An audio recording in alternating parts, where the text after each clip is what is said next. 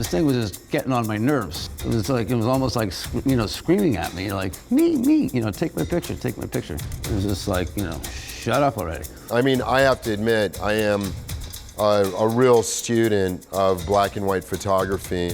I just like the process. I don't need to see my work right away. I mean, I take a picture, I really don't care about it anymore. I was naked in some coverage, but I also stripped down in the audition. And I said, I'm sure everybody is going to do this. And he said, no, you're the only guy that's done it.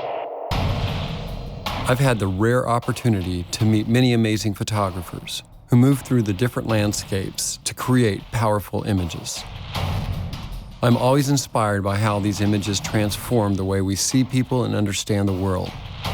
A great photograph needs no explanation, but on Capture, these incredible people tell the story of creating their most memorable images. I'm Mark Seliger, and this is Capture.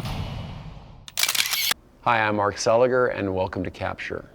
On today's show, we have Thomas Haden Church, the Academy Award nominated actor. Nominated. Well, I got to the nominated is good, right? Yeah. And we also have Ed Keating, great photojournalist and a great friend of mine, and we're very pleased to have both of them today. So Ed, I've known you for a long time, since we met when I came to New York in 1984, and we always talked about photography. When I started taking pictures, I had, I'd bought a camera in '81, and I had, it was just a fluky thing. I just gotten a tax refund, and I had, $400 burned a hole in my pocket, and I just saw it, thought I'd buy myself something, and so I walked out of the camera store, put a roll of film in the camera, and just started shooting. And so the street, I just walked out onto the street with a new camera and started taking pictures on the street, and that's... Like, you just all of a sudden said, I'm going to start taking pictures on the street, and that was it?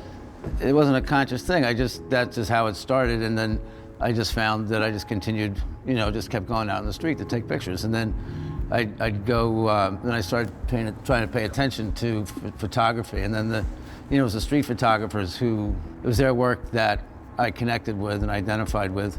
So, and so on the street, you run into everything, that's where you just meet life head on. I'm from Texas, and I know it's a long way to either California or New York. How did you get out of Texas? My college career was petering out in the mid-'80s, and I was going to North Texas. But I took some acting classes there, and then I had a film teacher, a screenwriting teacher. He said, you should consider doing some voiceover work. Let me set you up with my agent in Dallas. I met with the agent, and she sent me out to meet on a movie, and I ended up getting cast in the movie. That was in 1988. And it was an LA casting director, and I went back to Dallas and was just gonna continue my life. And the guy kind of found me after we had wrapped, and he said, look, I've got some footage, and I'm going to show it around, but I think if you have any way of getting to LA, you should maybe take a shot. And I moved to LA in January of '89, slept on a buddy's couch, and got cast in a TV movie 4 weeks later, and made more money in 4 weeks on shooting this TV movie than I think I'd made in the previous 4 years. And that was it. That's why I said I'd love to be an actor. I mean, what you guys do, it just knocks me out. I'm so stuck in my own skin and who I am. It just sounds so exciting. I always think about when I see this picture of Ed, take a peek. This was kind of a great moment, I think, where you were initiated into the great world of photojournalism. This incident with I was freelancing at the Times, and there was a riot in Crown Heights, and it was certainly the most heated, thing I had run across up to then. The Times, had an opening for a staff photographer, and it had been, I was basically, I was in May or June was told that, it was my job to, that I was going to be the guy, and then in the typical Times fashion, you know, just took forever and ever and ever. So this was in late August. So it spilled some blood, and I got a fruit basket from Max Frankel, the editor the next day. Big thing from Dean DeLuca. Then they still waited another 2 months, and then they finally took me on. I mean, I have to admit, I am a real student of black and white photography, and I'm completely fascinated with photography. Yeah.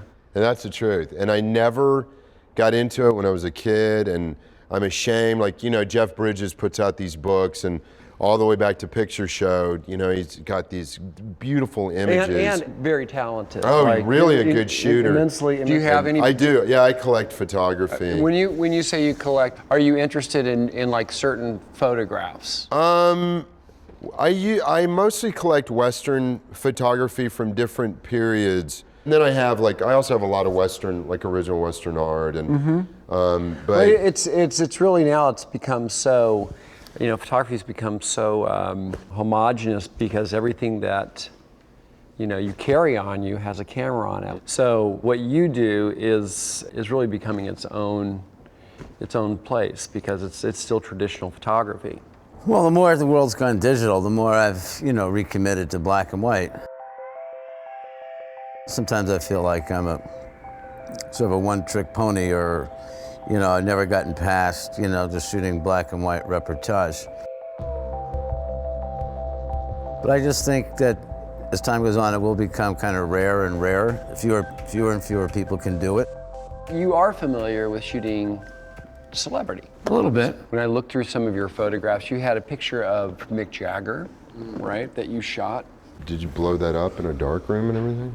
No, the negative fell on the ground and behind my desk, and I picked it up, and then a month later I found it behind the desk again. So I decided to leave it there. So it sat on the floor behind my desk for 10 years, and then I picked it up and brought it to the lab and had them print it. But you kept finding that negative on the floor, right? Yeah, I did. Yeah, I kept kicking around. Just on the floor, you just kept these. Yeah. Just like, well, it's going to look better over years. No, it's still back there. Now it's been around 25 years. It's still back in the back of your desk? It is, uptown, and I have to, so it's time to reprint this.